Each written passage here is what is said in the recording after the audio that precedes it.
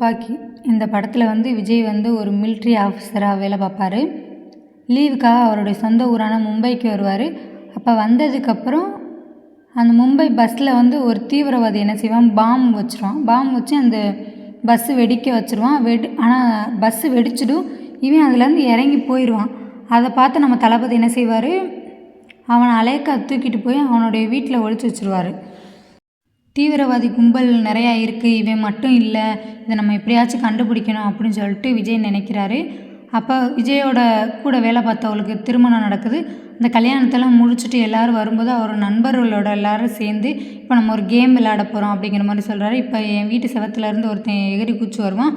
அவனை எங்கே போகிறானோ ரெண்டு பேராக பிரிஞ்சு யார் யார் இருக்காலோ அவனை பிடிக்கிறது தான் இந்த கேம் அப்படிங்கிற மாதிரி சொல்கிறாங்க. அதே மாதிரி எல்லோரும் பிரிஞ்சு போகிறாங்க. தீவிரவாதிகள் 6 கும்பலாகிடுறாங்க. எல்லாம் 2 6 கேங்காக பிரிகிறாங்க. அதோட இவங்க தீவிரவாதி கும்பல் தான் கன்ஃபார்ம் பண்ணிவிட்டு விஜய் என்ன சொல்கிறாருன்னா, எல்லார் பேக்லேயும் நான் ஒரு கன்று வச்சுருக்கேன், எல்லாரையும் ஷூட் பண்ணுங்க அப்படின்னு சொல்கிறான். அதே மாதிரி எல்லாரையும் ஷூட் பண்ணிட்டு அங்கேருந்து எல்லாரும் தப்பிச்சு வெளியாயிடுறாங்க. இதை தெரிஞ்சுக்கிட்டு தீவிரவாதி கும்பலின் தலைவன் என்ன செய்கிறான்னா, இதை செஞ்சது யார் அப்படின்னு சொல்லிட்டு கண்டுபிடிக்கணும்னு நினைக்கிறான். அந்த கும்பலோடைய தலைவர் வந்து இது சாதாரண ஆள் செஞ்சுருக்க முடியாது, இது ஒரு மிலிட்ரி ஆஃபீஸர்னால் மட்டும்தான் இந்த மாதிரிலாம் செய்ய முடியும் அப்படிங்கிறத உறுதி செய்கிறாங்க.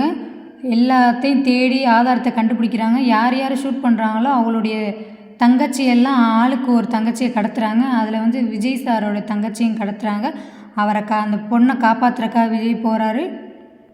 எல்லாத்துக்கும் காரணம் விஜய் தான் தெரிஞ்சுக்கிட்ட அந்த தீவிரவாதி கும்பல் தலைவர் என்ன செய்கிறாருன்னா, இந்த தப்பு நடந்த எல்லா தப்புமே விஜய் தான் செஞ்சாருன்னு சொல்லிட்டு விஜய் மேலே பழிய போடுறதுக்காக பிளான் பண்ணி விஜய் எல்லாத்தையும் செய்ய வைப்பாங்க. காட்டுக்குள்ளே கூட்டிகிட்டு போய் அதுக்கப்புறம் ஒரு கடலுக்குள்ளே கூட்டிகிட்டு போய் கப்பலில் கடலுக்குள்ளே வச்சுருந்து அவரை கொல்லணும்னு முடிவு பண்ணுறாங்க. அதிலேருந்து விஜய் அசாத்தியமாக தப்பிச்சு வந்துடுறாரு.